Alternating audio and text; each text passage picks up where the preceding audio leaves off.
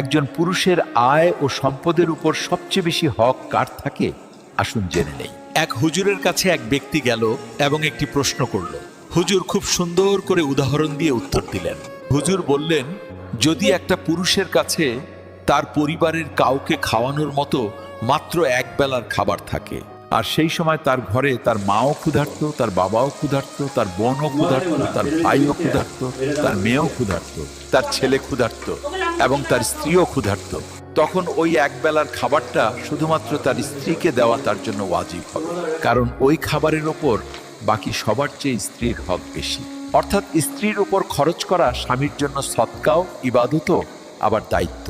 কারণ স্ত্রী হলো এমন এক আত্মীয় যে আপনার রক্তের সম্পর্ক নয়, কিন্তু তার বিশ্বস্ততা দেখুন কত গভীর।